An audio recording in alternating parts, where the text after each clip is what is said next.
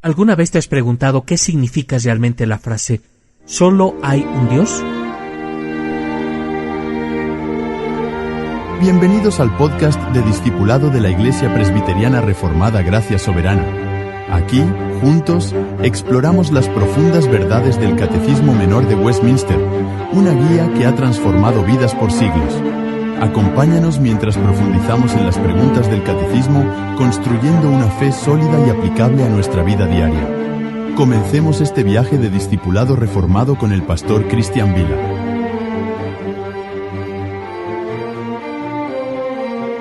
Hoy vamos a reflexionar sobre una de las preguntas más fundamentales de la fe.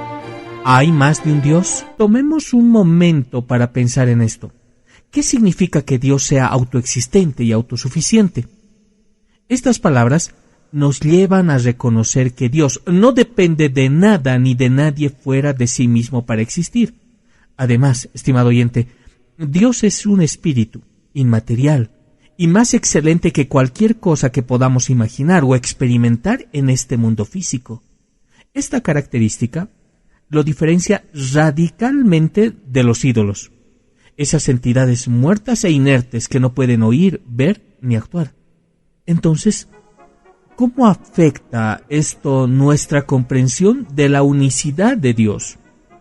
Quédate con nosotros mientras profundizamos en estas verdades, explorando la gloria de su naturaleza única y cómo esto transforma nuestra mente y nuestra forma de vivir.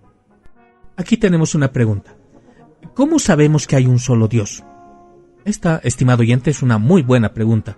Exploremos los argumentos bíblicos y relacionales que respaldan la unicidad de Dios. Quiero invitarte a reflexionar mientras avanzamos. ¿Qué tan bien comprendes la idea de que hay un solo Dios? Primero, vayamos a la Escritura, a nuestra fuente primaria de verdad. La Biblia declara explícitamente esta realidad, estimado oyente. En Deuteronomio, capítulo 6, verso 4, leemos: Jehová, nuestro Dios, Jehová, uno es. Y el apóstol Pablo reafirma esta verdad en 1 Corintios capítulo 8, verso 4, donde escribe: no hay más que un Dios. Estas declaraciones no son ambiguas. La palabra de Dios nos guía claramente hacia la comprensión de su unicidad. Pero no solo la Biblia lo afirma, estimado oyente. La razón también nos lleva a esta conclusión. Imagina esto. Si hubiera más de un Dios, ¿quién sería la causa de los demás? Si uno fuera la causa, entonces eso sería el único Dios y verdadero. Y si ninguno fuera la causa, ninguno sería independiente, descalificándolos como verdaderos dioses. Además, pensemos en la idea de infinitud. No puede haber más de un ser infinito. Dos infinitos no pueden coexistir, porque su existencia se contradeciría mutuamente. La omnipresencia y la omnisciencia de Dios, atributos que le pertenecen únicamente a Dios, a Él, también refuerzan que solo puede haber un ser supremo. Ahora nos preguntamos, estimado oyente, ¿y qué del mundo que nos rodea? El orden y la armonía que observamos en la creación son evidencia de un único ser omnipotente que gobierna todas las cosas. Si existieran múltiples poderes iguales, habría caos. No el diseño perfecto que vemos ahora en la naturaleza. ¿Qué piensas hasta ahora, estimado oyente? ¿Cómo estos argumentos fortalecen tu comprensión de la unicidad de Dios? Sigue con nosotros porque aún hay mucho más que aprender y reflexionar. Si hay un solo Dios, ahora, ¿cómo entendemos la doctrina de la Trinidad? En esta parte de Fundamentos de Fe nos adentraremos en uno de los misterios más profundos de la fe cristiana. Estamos hablando acerca de la doctrina de la Trinidad. Tal vez te hayas preguntado, ¿cómo es posible que los cristianos afirmen que hay un solo Dios, pero también que existe el Padre, el Hijo y el Espíritu Santo? ¿No parece eso una contradicción? Permíteme explicarlo. La doctrina de la Trinidad nos enseña que hay tres personas en la deidad: el Padre, el Hijo, también llamado el Verbo, y el Espíritu Santo. Cada una de estas personas posee la divinidad completa, es decir, todas comparten la misma sustancia, el mismo poder y la misma gloria. Aquí está el punto clave. Estas tres personas no son tres dioses separados. Son un solo Dios en tres personas distintas. Quizás ahora te estés preguntando, ¿cómo es esto posible? La unidad de la esencia divina es fundamental en esta enseñanza. Por eso afirmamos que estos tres son uno. No estamos hablando de división, sino de una perfecta unidad dentro de la diversidad. Ahora, consideremos la relación entre estas personas, de la deidad. El Padre es la primera persona de la Trinidad. El Hijo es engendrado por el Padre y el Espíritu Santo procede del Padre y del Hijo. Aunque estas funciones son distintas, no implican desigualdad, sino un orden perfecto dentro de la misma esencia divina. La Trinidad no es un tema opcional para la fe cristiana, estimado oyente, sino es central. Porque si negamos la Trinidad, dejamos de comprender quién es Dios realmente y cómo ha obrado en la historia de nuestra salvación. ¿Qué significa entonces para nuestras vidas creer que solo hay un Dios? Esta es una pregunta reflexiva. Mientras seguimos explorando entonces esta verdad en fundamentos de fe, es momento de pasar de la doctrina a la práctica. Si creemos que hay un solo Dios, ¿cómo debería esto transformar nuestra vida diaria?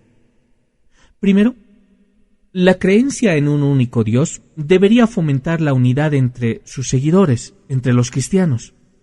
Si compartimos la fe en un mismo Señor, esto nos llama a vivir como una familia, la familia de un solo Dios. Este vínculo no se basa solo en palabras, sino en acciones que reflejan amor, respeto y apoyo mutuo. Además, esta creencia nos enseña a centrar todos nuestros afectos en Dios.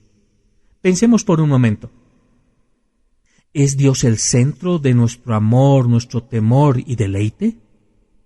Él debe ser la fuente de nuestra alegría y el objeto de nuestra adoración, estimado oyente. Esto significa que nuestras vidas no pueden girar en torno a nuestras cosas. Nuestras vidas no pueden girar en torno al dinero, ni al éxito, ni incluso nuestras relaciones. Cuando Dios ocupa su lugar central en nuestras vidas, todas nuestras acciones, decisiones y pensamientos deberían ser dirigidos hacia un propósito, su gloria y nuestro deleite en Él. Este llamado no es teórico, es profundamente práctico. Implica vivir en obediencia a Dios, buscar su voluntad en todo lo que hacemos y depender de Él en cada aspecto de nuestra existencia.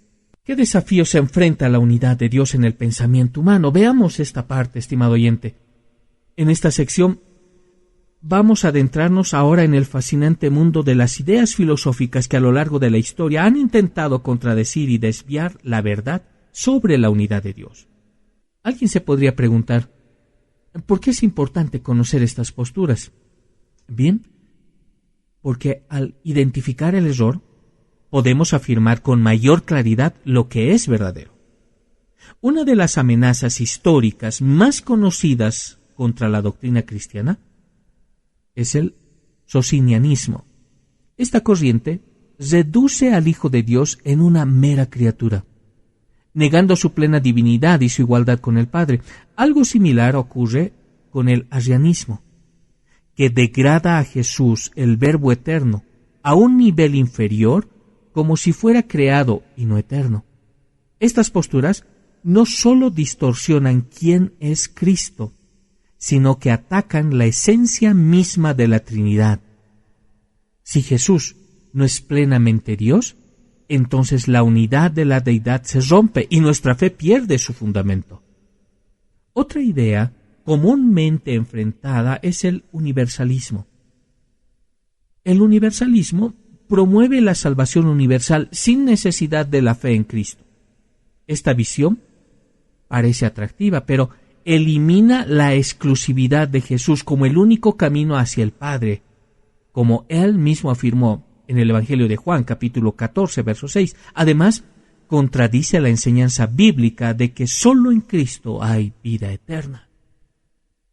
No menos preocupante es la negación de la providencia de Dios. Algunos afirman que el mundo se gobierna a sí mismo, sin necesidad de un control divino. Este pensamiento no solo promueve el libertinaje al negar la autoridad de Dios, sino que también elimina el sentido de propósito en la creación. ¿Qué es un mundo sin la mano soberana de Dios? Bien, un caos sin sentido. Finalmente, está el desafío de la razón humana como juez supremo en asuntos religiosos. Muchos afirman que nuestra mente, no regenerada, puede determinar por sí sola la verdad espiritual, pero esto ignora una realidad crucial. Sin la iluminación del Espíritu Santo, la razón humana es ciega a los asuntos de Dios. Las Escrituras, inspiradas por Dios mismo, son nuestra única autoridad infalible. Reflexionemos juntos, estimado oyente. ¿Qué posturas en nuestra cultura actual reflejan estas mismas herejías, estas mismas ideas? Y más importante aún, ¿cómo podemos responder desde una perspectiva bíblica y fiel a la verdad? También nos hacemos la pregunta, ¿qué sucede si negamos la unicidad de Dios? Aquí veremos una cuestión de suma importancia. ¿Cuáles son las consecuencias de negar que hay un solo Dios? Quizás a simple vista no parezca un problema mayor, pero cuando exploramos sus implicaciones, nos damos cuenta de que estamos tocando las bases mismas de la fe cristiana. Negar la unicidad de Dios es, en última instancia, vivir como si no hubiera Dios. Las Escrituras son claras al respecto. Cualquiera que niega al Hijo, tampoco tiene al Padre. Nos dice en 1 de Juan capítulo 2, versículo 23. Esto significa que rechazar a Jesús como el Hijo de Dios nos desconecta completamente con el Padre. Además, sin el Espíritu Santo no podemos pertenecer a Cristo. Eso lo podemos ver en Romanos capítulo 8, verso 9. En otras palabras, negar la unicidad de Dios nos deja espiritualmente huérfanos, fuera de comunión con el Dios vivo y verdadero. Pero no solo eso, estimado oyente. Aquellos que se desvían de la doctrina de la unicidad de Dios se colocan en una posición extremadamente peligrosa. Esta desviación puede abrir la puerta al ateísmo, porque si rechazamos la verdad acerca de quién es Dios, no tardaremos en dudar de su existencia misma. Negar a Dios no es un asunto trivial, es un camino que lleva a la oscuridad, la confusión y finalmente a la pérdida de la fe. Pensemos en el impacto de esta verdad en nuestras vidas y en el mundo también que nos rodea. ¿Qué ocurre cuando la sociedad comienza a negar a Dios o a crear sus propios dioses? Vemos un vacío espiritual, un aumento de la desesperanza y una falta de propósito. Esto no es simplemente un problema intelectual, es una crisis espiritual que afecta a toda la humanidad. Por eso, como creyentes, tenemos un llamado claro: afirmar la verdad de que hay un solo Dios y vivir en una fidelidad a esa verdad. Nuestra fe no solo es una creencia personal, es una luz que debemos compartir con un mundo que camina en tinieblas. Te invito a reflexionar, estimado oyente. ¿Cómo estamos siendo testigos de esta verdad en nuestras palabras, en nuestras acciones? Porque reconocer la unicidad de Dios no es solo una declaración teológica, es un compromiso de vida. Aquí necesitamos las Escrituras, estimado oyente. ¿Por qué es vital conocer las Escrituras? ¿Cómo podemos conocer verdaderamente a Dios? La respuesta nos lleva directamente a su palabra. Necesitamos las Escrituras. El conocimiento de las Escrituras no es un simple ejercicio intelectual. Es el fundamento para comprender la naturaleza y la unicidad de Dios. La Biblia no solo nos dice que Dios es único, sino que también revela cómo se relaciona con su creación y con nosotros. ¿Cómo podríamos conocer a un Dios infinito si Él mismo no se revela? Primero, las Escrituras son ese medio divino, son la palabra de Dios. Además, debemos reconocer que las Escrituras son la única regla y prueba de fe y obediencia. Esto significa que todo lo que creemos y todo lo que hacemos en respuesta a esa fe debe estar fundamentado en lo que la Biblia enseña. Pero aquí hay un desafío, estimado oyente. Este conocimiento no se obtiene de manera superficial.